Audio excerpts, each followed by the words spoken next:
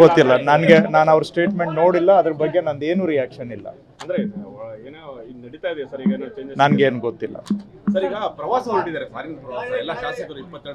ಅವರವರ ಇಚ್ಛೆ ಇವ್ರೆ, ಅದ್ರ ಬಗ್ಗೆ ನನಗೆ ಗೊತ್ತಿಲ್ಲ. ನಿಜವಾಗಿ ನನಗೆ ಗೊತ್ತಿಲ್ಲ. ಗೊತ್ತಿರೋ ಸಬ್ಜೆಕ್ಟ್ ಆದ್ರೆ ನಾ ಕಾಮೆಂಟ್ ಮಾಡ್ಬೋದು. ನನಗೆ ಗೊತ್ತಿಲ್ಲ. ಫ್ಯಾಕ್ಟ್ ಏನು ಅಂತ ನನಗೆ ಗೊತ್ತಿಲ್ಲ. ಫ್ಯಾಕ್ಟ್ ತಿಳ್ಕೊಳ್ದೆ ರಿಯಾಕ್ಟ್ ಮಾಡೋದು ನಾವು ಸರಿ ಇಲ್ಲ.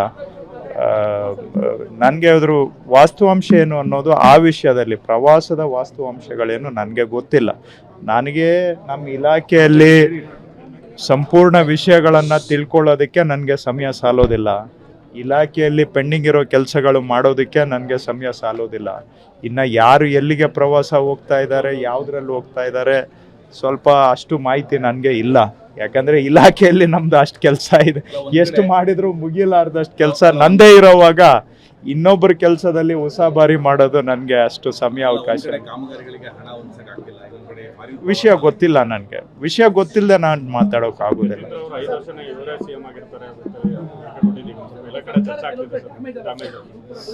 ಸಾರ್ವಜನಿಕವಾಗಿ ಚರ್ಚೆ ಮಾಡೋ ವಿಷಯಗಳು ಅವರು ಜನ ಚರ್ಚೆ ಮಾಡ್ತಾರೆ. ಅದಕ್ಕೆ ಆ ಚರ್ಚೆಗೆ ನಾನು ಹೊಸದಾಗಿ ವ್ಯಾಖ್ಯಾನ ಸೇರಿಸ್ಲಿಕ್ಕೆ ನನ್ನ ಹತ್ರ ಏನು ಇಲ್ಲ. ಅವ್ರು ಹೇಳಿದ್ರು ನಾನು ಯಾಕೆ ಹೇಳ್ಬೇಕು? ಅದು ಅವ್ರು ಹೇಳಿದಕ್ಕೆ ನಾನು ಯಾಕೆ ರಿಯಾಕ್ಟ್ ಮಾಡಬೇಕು? ನಂದೇನಾದ್ರೂ ಅಭಿಪ್ರಾಯ ಇದ್ರೆ ನಾನು ನಿಮ್ಮ ಹತ್ರ ಹೇಳ್ಬೋದು. ಇನ್ನೊಬ್ರು ಹೇಳಿದ್ದಕ್ಕೆಲ್ಲ ರಿಯಾಕ್ಟ್ ಮಾಡೋ ಆಗಿದ್ರೆ ನನ್ನತನ ಏನು ಉಳಿಯುತ್ತೆ? ನಾನು ಏನಿದ್ರು ನನ್ನ ವಿಚಾರ ಹೇಳ್ಬೋದು. ಎಲ್ಲಿ? ಇಲ್ಲ ಇಲ್ಲ ಇಲ್ಲ. ಇದು ರಾಜ್ಯ ಸರ್ಕಾರ, ನಾವು ಸುಮಾರು 1 ಲಕ್ಷ ಕುಟುಂಬಗಳಿಗೆ ಹಕ್ಕುಪತ್ರಗಳನ್ನು ಕೊಡ್ತಾ ಇದ್ದೇವೆ. ಇದರಲ್ಲಿ ಮುಖ್ಯವಾಗಿ ರಾಜ್ಯದಲ್ಲಿ ಸುಮಾರು 6,500 ವಸತಿ ಪ್ರದೇಶಗಳು. ವಾಸ್ತವದಲ್ಲಿ ಇವೆಲ್ಲ ಗ್ರಾಮನೇ, ಆದರೆ ದಾಖಲೆಯಲ್ಲಿ ಎಲ್ಲೂ ಕೂಡ ಗ್ರಾಮ ಅಂತ ಇರಲಿಲ್ಲ. ಅವಕ್ಕೆ ರೆಕಾರ್ಡೇ ಇಲ್ಲ. ದಾಖಲೆಯಲ್ಲಿ ಎಲ್ಲೂ ಕೂಡ ಹಳ್ಳಿ ಅಂತಾನೂ ಇಲ್ಲ, ಗ್ರಾಮ ಅಂತಾನೂ ಇಲ್ಲ. ಸೊ ದಾಖಲೆ ರಹಿತ ವಸತಿ ಪ್ರದೇಶಗಳು 6,500 ಇದ್ದಾವೆ. ಅವುಗಳಿಗೆಲ್ಲ ಒಂದು ಶಾಶ್ವತ ಪರಿಹಾರ ಕೊಟ್ಟು ಕಾನೂನಿನಲ್ಲಿ ಅವುಗಳನ್ನು ಗ್ರಾಮ ಅಂತ ಘೋಷಣೆ ಮಾಡಿ ಅಲ್ಲಿ ವಾಸ ಮಾಡೋ ಜನಗಳಿಗೆ ಇವತ್ತುವರೆಗೂ ದಾಖಲೆ ಇಲ್ಲ. ಅವರು ಇಲ್ಲ ಪ್ರೈವೇಟ್ ಲ್ಯಾಂಡಲ್ಲಿ ಮನೆ ಕಟ್ಕೊಂಡಿದ್ದಾರೆ, ಇಲ್ಲ ಗೌರ್ಮೆಂಟ್ ಲ್ಯಾಂಡಲ್ಲಿ ಮನೆ ಕಟ್ಕೊಂಡಿದ್ದಾರೆ. ಮನೆ ಕಟ್ಟಿ 30 ವರ್ಷದಿಂದ 150 ವರ್ಷ ಹಿಂದೆ ಕಟ್ಟಿರೋ ಮನೆಗಳು ಇವೆಲ್ಲ. ಆದರೆ ಇಲ್ಲಿವರೆಗೂ ಅವಕ್ಕೆ ಹಕ್ಕುಪತ್ರ ಇರಲಿಲ್ಲ, ದಾಖಲೆ ಇರಲಿಲ್ಲ.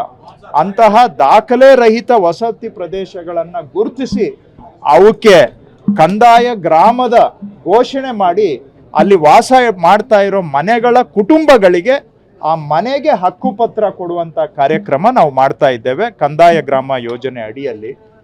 ಹೋದ ವರ್ಷ ನಮ್ಮ ಸರ್ಕಾರ ಬಂದ ಮೇಲೆ ಈಗ ಸುಮಾರು 2,20,000 ಕುಟುಂಬಗಳಿಗೆ ನಾವು ಹಕ್ಕುಪತ್ರವನ್ನು ಕೊಡುವಂಥದ್ದು ಮಾಡ್ತಾ ಇದ್ದೇವೆ. ಅದರಲ್ಲಿ 1,10,000 ಹೋದ ವರ್ಷ ಮೇ ತಿಂಗಳಲ್ಲಿ ಕೊಟ್ಟಿದ್ದೇವೆ. ಹೋದ ವರ್ಷ ಮೇ ತಿಂಗಳ ನಂತರ ಮತ್ತೆ 1,06,000 ಕುಟುಂಬಗಳಿಗೆ ಈಗ ಹಕ್ಕುಪತ್ರ ತಯಾರು ಮಾಡಿದ್ದೇವೆ. ಇದನ್ನು ನಾವು ಫೆಬ್ರವರಿ 14ನೇ ತಾರೀಕು ಹಾವೇರಿಯಲ್ಲಿ ಜನಗಳಿಗೆ ಸಮರ್ಪಣೆ ಮಾಡ್ತಾ ಇದ್ದೇವೆ. ಇವರೆಲ್ಲರೂ ಕೂಡ ಸಮಾಜದ ಬಡವರ್ಗಕ್ಕೆ ಸೇರಿದಂತಹ ಜನ.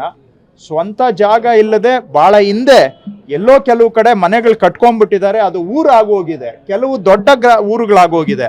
ಆದರೆ ಇಲ್ಲಿವರೆಗೂ ದಾಖಲೆ ಇರಲಿಲ್ಲ, ಅತಂತ್ರದಲ್ಲೇ ಬದುಕಿ ಬಂದಿದ್ದಾರೆ. ಅಂಥವರಿಗೆ ಒಂದು ಶಾಶ್ವತ ಪರಿಹಾರ ಕೊಡುವಂಥ ಕೆಲಸ ಮಾಡ್ತಾ ಇದ್ದೇವೆ. ಸೊ 1,06,000 ಕುಟುಂಬಕ್ಕೆ ಹಾವೇರಿಯಲ್ಲಿ ಹಕ್ಕುಪತ್ರ ಕೊಡ್ತಾ ಇದ್ದೇವೆ. ಅದೇ ಸಂದರ್ಭದಲ್ಲಿ ನಮ್ಮ ಸರ್ಕಾರ 1,000 ದಿನಗಳನ್ನು ಕೂಡ ಪೂರೈಸ್ತಾ ಇರತಕ್ಕಂಥ ಸಂದರ್ಭದಲ್ಲಿ ಈ ನಮ್ಮ ಸರ್ಕಾರದ ಸೇವೆಯನ್ನು ಜನಗಳಿಗೆ ಸಮರ್ಪಣೆ ಮಾಡ್ತಾ ಇದ್ದೇವೆ.